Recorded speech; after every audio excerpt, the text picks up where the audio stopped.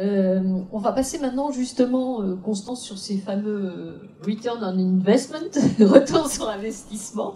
J'invite Baptiste peut-être à nous rejoindre puisque tu pourras compléter le discours de Renaud sur les retours sur investissement et surtout l'accompagnement éventuel que vous pouvez faire au niveau du CNC.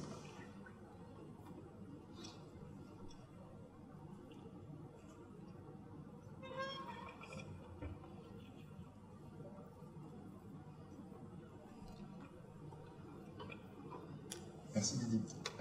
C'est bon. Donc l'idée là, c'était de réfléchir un petit peu, c'est-à-dire après tout, pourquoi c'est un sujet, cette histoire d'éco-production? Pourquoi est-ce que tout d'un coup, toutes ces entreprises-là, qui que vous soyez, vous avez beaucoup de profils différents, pourquoi tous, vous pouvez être concernés par ces démarches-là? On a tout à fait conscience qu'en effet, aujourd'hui, les budgets ne sont pas forcément faramineux, que des priorités peuvent être perçues avant, et ce qu'on voit très bien, justement avec Tinto, c'est que la tête était convaincue.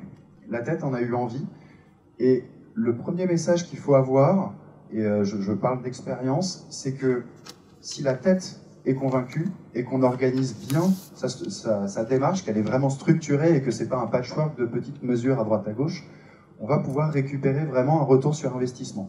Plus ou moins chiffrable, plus ou moins indirect, à plus ou moins court terme, mais c'est toujours possible. Alors je vais avoir une première question pour vous, avant de passer au slide d'après. C'est, à votre avis, quels sont, parmi les 10 principaux risques identifiés par les chefs d'entreprise en 2013, c'est une enquête de Forbes, quels sont parmi les 10 principaux risques les 3 qui vont le plus nous intéresser vis-à-vis de ces questions environnementales? Est-ce que vous avez une idée de ça? Visiblement aucune. C'est très simple, en fait. Donc sur les risques business, c'est quelque chose d'international, on va avoir dans le top 10 3 indices. Le premier, c'est l'environnement, je crois qu'il est en 8e place, quelque chose comme ça. On a peur du prix des matières premières. Donc si dans son activité, on est très lié aux matières premières, il y a un vrai gros facteur de risque là-dessus. C'est peut-être un des plus évidents à comprendre aujourd'hui. Et historiquement, c'est quelque chose qui a été beaucoup géré. Parce que, en fait, tout ce qui se cache derrière cette éco-responsabilité, ce sont les questions du développement durable. Elles sont arrivées, les gens en parlaient déjà au moment de la route de la soie, mais on ne va pas remonter jusque-là. Dans les années à peu près 80, 70-80, le discours des entreprises, quelles qu'elles soient, était « croyez-nous ».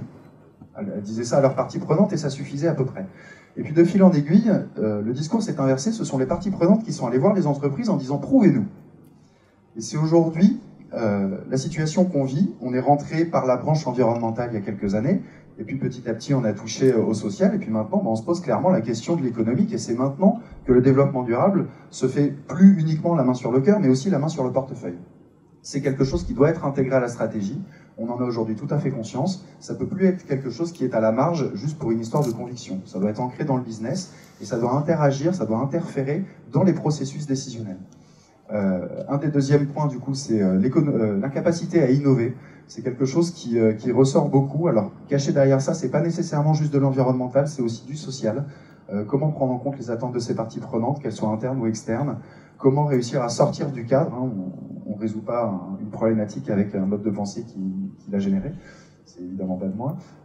Et le premier risque qui a été identifié en 2013, c'est le numéro 1, c'est le risque de mauvaise réputation. Aujourd'hui, les chefs d'entreprise ont d'abord peur de ça. Et donc là, on touche justement à ce fameux RONI dont on parlait tout à l'heure. Si je ne fais pas, je ne pourrais pas me défendre derrière, je ne pourrais pas expliquer qu'il y a une démarche parce qu'il n'y a rien. Donc je dois anticiper un maximum, c'est quelque chose de primordial. Et très clairement, cette RSE, donc responsabilité sociétale et environnementale, c'est devenu un incontournable pour des entreprises. Plus je suis exposé, plus cet axe est stratégique pour moi. Et surtout, il faut garder en tête qu'une telle démarche, et on le voit très bien aussi avec Tinto, c'est pas quelque chose qui se fait du jour au lendemain en claquant des doigts. Il y a besoin d'une réflexion, vous y êtes allé pas à pas, vous avez changé vos locaux, vous avez commencé par vos storyboards, etc. etc. Et je suppose que vous avez ni du temps ni de l'argent à perdre, donc si vous y êtes allé, c'est bien qu'au-delà de la conviction, il y avait un intérêt, que ce soit vis-à-vis des équipes ou pas. D'ailleurs, vous montriez très bien les retours sur investissement qu'on pouvait avoir, par exemple, avec une production nationale, ce genre de choses. Ça, c'est une petite info que vous allez retrouver dans le questionnaire au niveau du ROI, justement. Une autre étude, en février 2013, montre que les entreprises qui mettent en place une vraie stratégie transversale structurée vis-à-vis du développement durable arrivent à évaluer, alors il y a forcément des biais, hein, le bénéfice, la valeur ajoutée entre 37 et 59%. 59%, c'est quand elles intègrent vraiment complètement toutes ces questions-là, c'est-à-dire qu'elles repensent leur business model. Je pense par exemple à Xerox, qui était à l'époque un très gros fabricant d'imprimantes. Donc son business model, c'était de fabriquer de l'imprimante, de la vendre pour qu'elle soit dans vos foyers. Et puis c'était à peu près tout. Et en fait, de fil en aiguille, ils se sont rendus compte que les cours de matières premières étaient tels que le business model n'était plus tenable.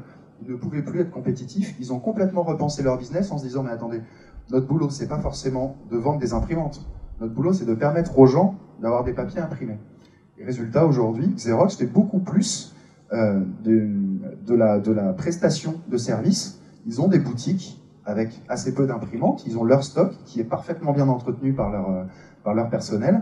Et ça crée un lien social dans le quartier où ils sont. Les gens viennent chez eux, ils ont des impressions qui sont de très bonne qualité, et ils ont toute une démarche qui a été initiée autour de ça, par exemple. Leur business model est complètement changé. Ou comme Michelin, par exemple, qui avant vendait du pneu, du pneu et du pneu. Pareil, le cours du caoutchouc, c'est quelque chose qui peut faire très très mal de temps en temps. Et ils se sont dit, mais en fait, nous, notre boulot, c'est pas de vendre du pneu, c'est de faire en sorte que les gens roulent en toute sécurité avec leur voiture. Donc maintenant, de plus en plus, ils proposent pour les flottes d'entreprises de la location de pneus, et ils entretiennent les pneus. Donc ils n'ont plus intérêt à faire des pneus qui durent assez peu et qui pourtant ont bonne réputation. Ils ont intérêt à faire des pneus qui durent le plus longtemps possible, et ils les entretiennent. Résultat, beaucoup moins de stockage, beaucoup moins de dépendance aux flux énergétiques, aux flux de matières premières, etc. Donc ça, c'est vraiment pour les entreprises qui sont allées au fond de la démarche, qui se sont dit, mais dans le fond, mon business, c'est quoi? Ma valeur ajoutée, c'est quoi? Mon service rendu, c'est quoi? Donc en clair, l'empreinte environnementale, puisque c'est de ça dont on parle, elle est incontournable pour pouvoir gérer son activité économique un petit peu plus efficacement.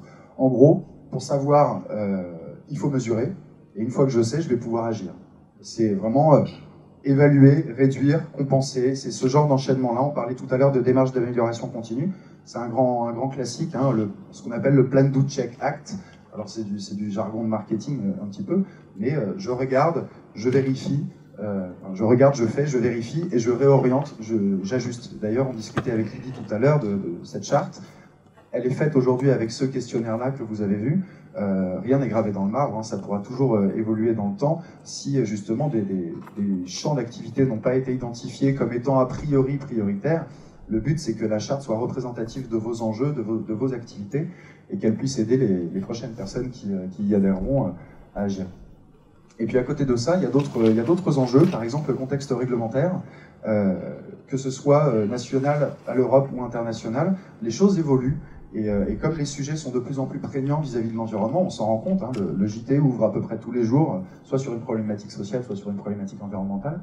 Le contexte réglementaire évolue beaucoup, et on se rend même compte que des entreprises en sont à un point où elles font du lobbying responsable. C'est-à-dire qu'elles vont au-delà de la réglementation, et ensuite elles vont voir Bruxelles, elles disent « Regardez, moi je suis beaucoup plus propre que tous les autres, et c'est fait d'une manière très très sérieuse, donc c'est possible, donc montons les standards. » Et toutes les entreprises qui sont des poissons pilotes et qui n'avaient pas anticipé ça, se retrouvent à devoir monter des standards sans avoir du tout provisionné pour ça.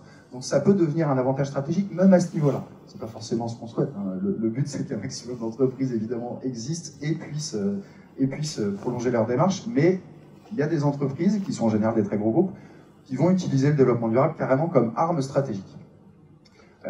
Et puis à côté de ça, on en a parlé aussi un petit peu tout à l'heure dans les différentes présentations, il y a une demande. Il y a une demande des clients, une demande des fournisseurs, une demande des gens qui vont voir les films.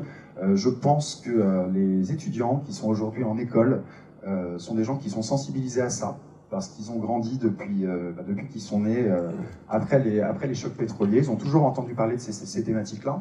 Donc ça fait partie de leur quotidien. Il faut le prendre en compte parce que ce sont ces personnes-là qui seront recrutées demain. Et aujourd'hui, on s'en rend compte, il y a quelques années, quand on demandait aux étudiants quels étaient les sujets qui allaient les décider pour choisir tel ou tel métier, il y avait la possibilité d'évolution, le salaire évidemment, le prestige de la marque, etc. Aujourd'hui, les thématiques qui sont liées au développement durable remontent énormément dans ces questionnaires-là. Il est très important pour les générations plus jeunes de travailler dans une structure qui correspond à leurs valeurs. Donc ça aussi, il faut l'anticiper, parce que si demain, vous ne faites rien et que vos voisins le font, ce sont eux qui recruteront les vrais talents. Alors si on fait un petit focus sur les émissions carbone qui sont incluses dans cette charte et qui sont un petit peu plus palpables et génériques, puisque tout le monde en émet nécessairement, ne serait-ce qu'en respirant évidemment, vous allez avoir beaucoup de thématiques qui sont plus ou moins importantes en fonction de votre activité. C'est ce que je disais tout à l'heure. Donc là, voilà, vous avez quelques exemples, les déchets qui ont été émis, le fret que vous allez pouvoir avoir tout au long du cycle de vie de votre activité, les déplacements des visiteurs, des professionnels, les déplacements domicile-travail dont on parlait aussi tout à l'heure. Et d'ailleurs, ça touchait à des questions d'ancrage local, de la vie de quartier, c'était très intéressant. Il y a beaucoup d'avantages qui sont indirects cachés derrière ça. Les immobilisations, les matériaux achetés, les services, évidemment l'énergie, et puis tout ce qui va être hors énergie. Vous parliez tout à l'heure, par exemple, de l'amortissement des machines que vous possédez, ce genre de choses. Donc ça, c'est une approche pour un sujet. Il peut y avoir énormément de choses autour du développement durable et autour de ces pratiques éco-responsables. L'idée étant, bien évidemment, quand je vous montre ça, de bien percevoir qu'il est nécessaire d'organiser la démarche pour pouvoir en tirer un maximum de retour, aussi bien pour l'environnement que pour vos parties prenantes et pour vous-même. Et donc, typiquement, sur les émissions de CO2, on va avoir des outils qui sont proposés. Donc ça, c'est l'association Bilan Carbone qui propose ça, mais c'est entériné par l'ADEME, par l'association des professionnels et des consultants carbone, etc. Ce sont des méthodologies très cadrées qui vont vous permettre de faire vos calculs et d'évaluer votre situation avec la même méthode que votre voisin. Donc même s'il y a un biais, le biais est attribué de la même manière à tout le monde. Donc à partir de là, on peut commencer à se comparer un petit peu. La technique de base, c'est vraiment dans les très grandes lignes. On commence par collecter des données d'émissions. Donc vous avez regardé vos compteurs électriques, par exemple, ce genre de choses, le nombre de kilomètres faits par les véhicules, etc. À partir de là, on va pouvoir exploiter les données. Donc il y a des éco-calculateurs qui existent, Carbon Clap en est un. Ce qui se cache derrière, ce sont des listes de ce qu'on appelle des facteurs d'émission, c'est-à-dire que il a été décrété par le législateur, etc., que telle émission de CO2 allait être attribuée à tel facteur dans le calcul du bilan carbone. Donc ce sont des bases de données qui sont à disposition. Et puis quand la donnée n'existe pas, il faut la trouver, donc là il faut avoir des gens qui font un peu de calcul et dont c'est le métier. À partir du moment où on a exploité les données, on va pouvoir analyser les résultats. Et donc très facilement, quand on a un outil suffisamment développé, on peut même faire des scénarios en se disant, voilà, mon activité c'est ça, j'émets tant de CO2 aujourd'hui, si demain mon baril de pétrole prend 5 centimes, qu'est-ce qui se passe? Si demain je change mes ampoules, par exemple, qu'est-ce qui se passe? Et on va pouvoir, a priori, évaluer l'impact des pratiques qu'on pourrait mettre en place. Donc ce ne sont pas seulement des photographies, ce sont aussi des outils d'aide à la décision, pour savoir où on va et ce qu'on peut en attendre, et donc définir un plan d'action et une stratégie. Et donc derrière, évidemment, ce sont les préconisations et puis le passage à l'acte. C'est là. Donc les avantages, évidemment, c'est pas du tout exhaustif. J'ai essayé de faire un petit panel très rapide de ce qu'on pouvait attendre d'une démarche telle que celle d'EcoProd. Sur le plan environnemental, c'est le plus simple à percevoir. C'est d'ailleurs celui qui a été abordé dans un premier temps, il y a quelques dizaines d'années maintenant. Un impact macro qui est réduire son impact face au changement climatique.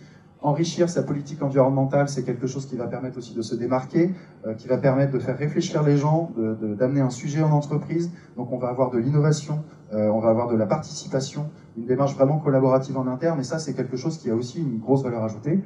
On parlait tout à l'heure du problème du risque de non-innovation, de l'incapacité à innover. La démarche environnementale est un levier pour justement amener les gens à innover, à réfléchir, à rebondir sur les idées des autres, etc. Actionner la démarche auprès des clients, des fournisseurs, ça permet de créer une relation toute privilégiée avec eux. Et en général, ils sont demandeurs, ils sont preneurs, parce que si vous posez la question, il y a de grandes chances pour qu'eux aussi se la posent. Donc si vous avez la réponse avant eux, ils sont ravis d'en discuter avec vous. Vous allez pouvoir donner l'exemple à vos employés, et c'est ce que vous disiez aussi, c'est génial parce que en fait vous m'avez donné plein d'exemples tout à l'heure. Le fait que les employés aujourd'hui aient compris qu'une LED dans un salon ça peut marcher et ça n'a pas forcément une lumière horrible, et sur la facture en fin d'année, ça se ressent, il n'y a rien. Comme le fait d'éteindre les ordinateurs, je suppose que maintenant ils l'ont compris aussi. Réduire l'utilisation des ressources naturelles, ça c'est l'indépendance vis-à-vis des cours, donc on en a parlé tout à l'heure, c'est de la gestion de risque. Et puis être reconnu leader environnemental, si je ne me trompe pas, du coup, le film dont vous avez parlé tout à l'heure, le film d'animation, a bénéficié d'aides qui allaient clairement au-delà des aides classiques parce qu'il y avait cette démarche-là. Et vous avez été lauréat de la décennie des Nations Unies pour l'éducation et le développement durable, qui peut répondre et anticiper les réglementations nationales et internationales. vous différencier de vos concurrents en disant bah, moi je fais ça, je prends en compte cet enjeu-là, donc si jamais une mauvaise nouvelle survient, je vais dire n'importe quoi. Imaginons que vous soyez une entreprise, vous fabriquez des baskets, une ONG vous discrédite parce que vous faites travailler des enfants. Bon. Et bien votre voisin qui lui a anticipé ce risque-là va récupérer la moitié de vos clients, tout simplement. Vous allez pouvoir intégrer des enjeux climatiques à votre stratégie. Donc ça, c'est ce qu'on disait tout à l'heure sur des plannings prévisionnels. Essayer d'anticiper les éventuelles menaces qui pourraient arriver. Anticiper la demande des clients, on en a parlé un petit peu aussi. Et impliquer vos parties prenantes. Ça intervient au niveau de l'innovation, ça intervient au niveau de l'ancrage local. Faire en sorte que dans mon territoire, je sois identifié, que les gens puissent m'aider, que je puisse faire appel aux bonnes personnes. Je renforce mon réseau, il est solide. J'ai un panel de compétences gigantesque et je ne suis pas tout seul dans mon précaré. J'ai des vraies interactions. Ce qui se cache derrière tout ça, c'est peut-être plus aborder l'entreprise aujourd'hui comme une éponge dans laquelle un liquide vient, s'enrichit, va pouvoir ressortir que comme une brique, un précaré qui est limité. C'était il y a quelques années, un grand patron français disait justement que l'entreprise ne s'arrête plus au portail de l'usine. Ça va bien au-delà. Parce qu'il y a des grandes responsabilités qui sont aujourd'hui attendues par la société civile vis-à-vis des entreprises. Et qu'on soit gros ou petit, c'est quelque chose d'attendu, c'est quelque chose d'important. Donc même au-delà de tous les avantages qu'on peut tirer d'une démarche structurée et transversale, de toute façon, pour coller à la demande de vos clients, il faut en faire un sujet, ne serait-ce que pour ça. Donc à minima, c'est de la gestion de risque, à maxima, c'est juste mener son business d'une manière un petit peu plus judicieuse. Pour moi, toute cette démarche-là, c'est plus du bon sens qu'autre chose, en fait. Et quand je parle de bon sens, c'est du bon sens stratégique. Et les avantages économiques, du coup, par exemple, mais encore une fois, il n'y a rien d'exhaustif et chaque cas est particulier. C'est pour ça que c'est assez compliqué de balayer des grandes thématiques comme ça. On peut avoir aussi bien les factures énergétiques que la rationalisation dans la structure, vous en avez parlé aussi, par exemple avec le papier et les storyboards, modéliser les expositions à la hausse des prix des hydrocarbures. Donc ça, je l'évoquais tout à l'heure, typiquement le bilan carbone et certains outils vont vous permettre de faire des scénarios et donc d'anticiper le risque et de veiller à rester un petit peu plus indépendant vis-à-vis des cours du pétrole, par exemple, que vos concurrents. Identifier des solutions innovantes et peu coûteuses. Il y a des choses qui sont superbes, très bien, qui ne coûtent pas forcément très cher, soit au niveau d'un business model qui change, soit au niveau d'une petite action toute bête, mais qui va, même si elle n'a pas un impact gigantesque, permettre de faire son bonhomme de chemin dans la tête de vos salariés ou de vos parties prenantes, et du coup d'aller à l'étape d'après, pas à pas. On ne peut pas avoir une vraie stratégie développement durable ou éco-responsable au top du top en 6 mois. C'est injouable, parce qu'on a besoin de maturité, on a besoin de tester, tout ne fonctionne pas. Parfois il faut revenir un petit peu en arrière, réorienter, etc. Les systèmes de comptabilité carbone, alors ça je l'ai mis ici parce qu'on parle vraiment d'éco-responsabilité aujourd'hui, le focus est beaucoup plus mis sur l'environnement que sur les enjeux sociaux, et en effet le carbone c'est un petit peu l'unité de base, quoi. Vous avez l'eau et le carbone qui sont les unités de base qui sont prises par beaucoup de gens, et ça permet justement de se positionner vis-à-vis des autres personnes. Vous pourriez faire exactement la même démarche avec des sulfites, mais ce serait un petit peu moins compréhensible pour les autres personnes. Et puis derrière, évidemment, convaincre les clients, les initier dans votre démarche, les inclure, et donc en effet garder cette relation avec eux. Et on le voit beaucoup chez nos clients qui au début se posent des questions, on les oriente, on les accompagne, et puis au bout d'un moment, eux-mêmes viennent nous voir en disant, bah voilà, moi j'ai tel fournisseur, je lui ai parlé un petit peu de ce qu'on faisait, et ça lui parle, est-ce qu'on pourrait pas monter un programme ensemble, ou quelque chose comme ça, et puis on monte les choses, et de fil en aiguille, et ben on se rend compte qu'on commence à toucher une bonne partie d'un secteur, et puis ça se répand petit à petit, et au final, on a des retours d'expérience, des témoignages qui ressortent comme ça, où les gens se disent, mais en fait, je viens de me rendre compte que cette démarche-là, elle m'a permis et je m'y attendais pas du tout. C'est un autre enseignement de toutes ces démarches environnementales, c'est que à peu près tous les patrons qui mettent en place ce genre de pratique finissent par dire, au-delà de toute la valeur ajoutée que je vais pouvoir avoir et qui est souvent identifiée vis-à-vis de ces démarches-là, il y a une chose à laquelle je ne m'attendais pas, c'est que je connais beaucoup mieux mon entreprise. Tout simplement. Et voilà, si vous avez des questions, n'hésitez pas, je suis là. C'est bon? Ah, allez-y. Oui, une question sur quelque chose que vous mettez franchement en avant. Je voudrais savoir si dans ce secteur dans lequel on est ici, il est réel, c'est la demande des clients. Nous sommes dans la filière exposition événementielle et je dirais la demande des clients n'est pas actuellement très visible. Elle a disparu depuis 1 an ou 2 ans. Ça s'est ralenti face à la crise économique. D'accord. Bien sûr. Là-dessus, la réponse, elle est véritablement dans le risque de non-investissement. C'est-à-dire que la demande des clients, elle peut changer du jour au lendemain. Et ça, c'est quelque chose sur lequel il faut dont il faut véritablement avoir conscience. La législation, elle change du jour au lendemain. Votre client principal, qui est un grand groupe, qui du jour au lendemain met en place des critères d'éco-responsabilité ou de sélection des produits. Voilà. Vous, on l'a dit, on ne peut pas mettre en place une démarche éco-responsable en 2 jours dans une entreprise, c'est pas possible. On ne peut pas sélectionner des fournisseurs, changer son système électrique, déménager, appeler la région ou la ville pour mettre des bornes Vélib en face de chez soi en 2 jours. C'est pas possible. Voilà. Donc la demande des clients, elle va peut-être qu'en ce moment, peut-être qu'aujourd'hui, elle n'est pas présente 24 heures sur 24 à votre esprit, mais elle va évoluer beaucoup plus rapidement que vous ne serez capable de mettre en place la réponse à cette demande. Et donc, à cette question de la demande des clients, la réponse est plutôt sur le risque de non-investissement. Parce que si vous n'investissez pas vers une démarche éco-responsable, le jour où vous aurez une contrainte extérieure qui sera votre client, une réglementation qui se mettra en place, et que vous aurez une exposition forte à cette contrainte-là, il faut que vous soyez capable de réagir. Ça marche. Bonjour, Franck Groman de la société Transpa Média. Nous sommes un loueur de matériel de tournage, donc camion, éclairage, caméra. Ma question concerne les ressources disponibles pour mettre en place EcoProd au sein d'une société. Est-ce que EcoAct peut nous aider? Est-ce que vous avez des chefs de projet? Est-ce que vous avez des stagiaires, des gens plein de bonne volonté? On a même des stagiaires. Oui.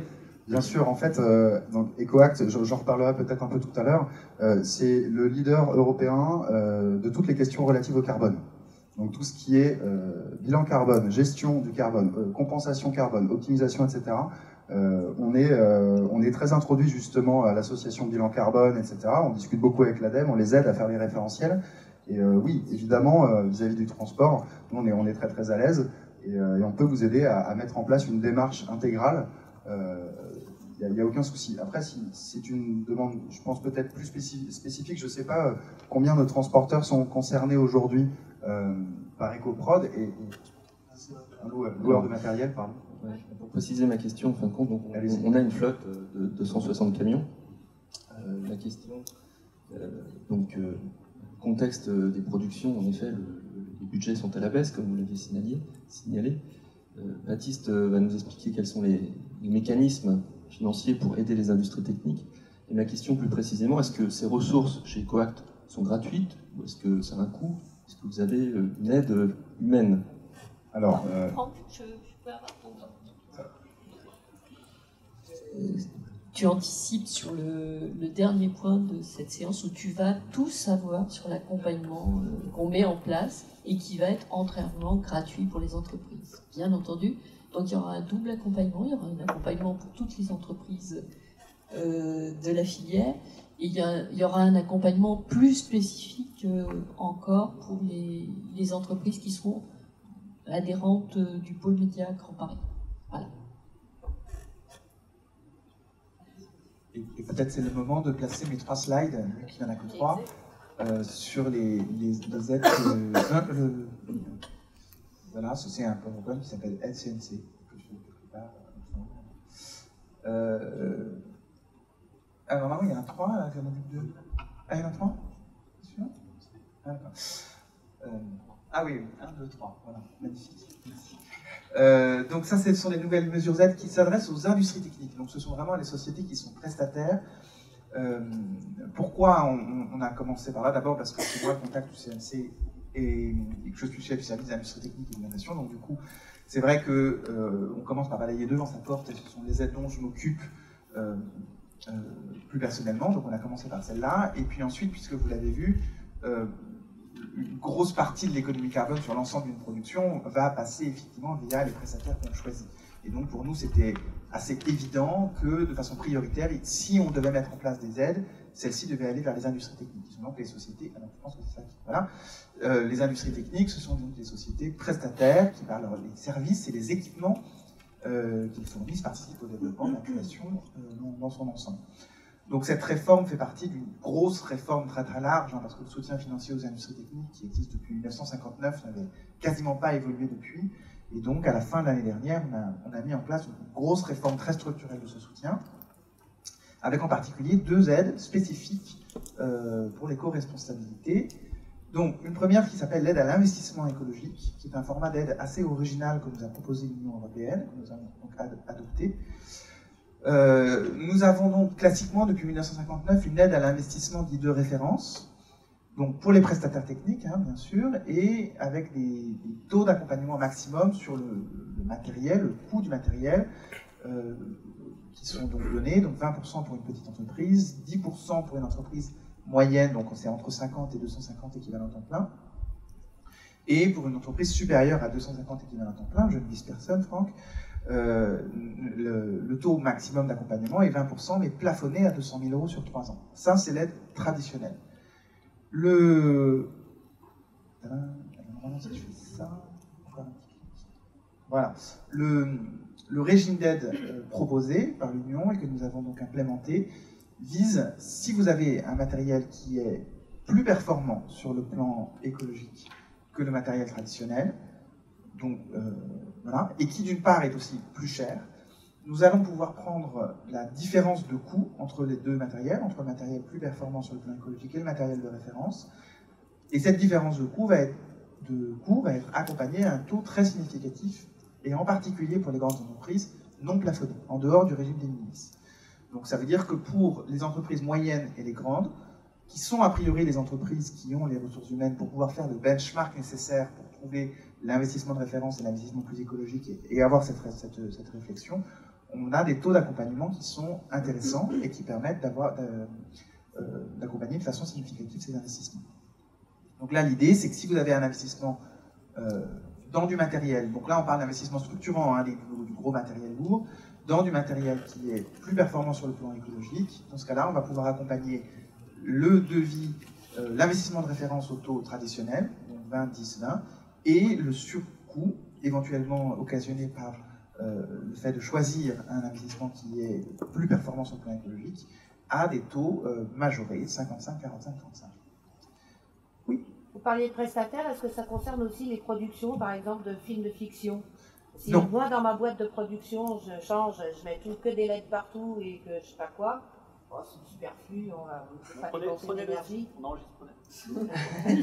Et ben, est-ce que j'ai le droit, vous parliez de prestataire, est-ce que si je suis producteur, je peux, en fonction du changement de ma structure, d'évolution de ma structure, en tout cas de fournisseur d'électricité, de LED, de machin, de trucs, est-ce que je peux bénéficier d'une aide du CNC sur ma structure? Pas pour l'instant. Donc la réponse est non. Ces aides-là sont vraiment pour les prestataires techniques qui sont les plus sensibles à leur investissement, aux investissements structurants. La réponse est aussi si vous mettez des LED ou c'est une grosse partie des aménagements que vous allez faire dans votre entreprise en tant que producteur sont des aménagements qui sont peu coûteux avec des retours sur investissement finalement assez rapides. Donc, pour l'instant, on n'est pas encore dans un objectif de vous accompagner sur ce type d'investissement-là. Néanmoins, l'idée est aussi de présenter la charte et de présenter et vous avez le guide de l'éco-production avec les fiches pratiques qui peuvent vous aider, vous accompagner en termes de guide méthodologique pour choisir. Lorsqu'on parle de gros investissements structurants, on est là donc dans une étape où il faut faire un benchmark entre du matériel, on va dire, de référence classique et du matériel qui soit plus performant sur le plan écologique. Et donc nous pouvons, nous pouvons vous accompagner au soutien financier aux industries techniques dans ce benchmark-là. Donc là, on parle d'études, donc une phase préalable d'études environnementales qui va être liée aux différentes possibilités qui s'offrent à votre société quant au choix du futur matériel ou des aménagements spécifiques. Donc on peut accompagner ces études-là, mais on pourra aussi accompagner dans une certaine mesure, qu'est-ce que j'ai mis, les bilans carbone et tout ce qui est l'exploitation d'une matière grise externe à l'entreprise. J'ai mis cas par exemple, bilan chaleur, autres documents permettant d'établir la performance énergétique de l'entreprise. Voilà. Vous avez toutes les informations sur le site du CNC, soutien financier aux industries techniques. Si vous avez la moindre question, il ne faut pas hésiter à contacter Thomas Gros-Perrin, qui est le chargé de mission aux sociétés financières et industries techniques, qui vous répondra avec plaisir. Ah voilà, mais le taux, c'est important. Et donc vous voyez, on est capable d'accompagner, et ça aussi ce sont des aides qui ne sont pas plafonnées dans le régime des minimis, à des taux très significatifs, ces démarches-là. Donc pour un prestataire technique, même si c'est une petite entreprise par exemple, on peut accompagner une évaluation annuelle de sa performance énergétique avec un bilan carbone pour commencer, pour se dire, bon voilà, ça c'est le point de départ de ma démarche, et ben on peut accompagner cette phase-là à hauteur de 70%, ce qui est effectivement très significatif en termes de montant financier sur ce poste. Avez-vous d'autres questions ?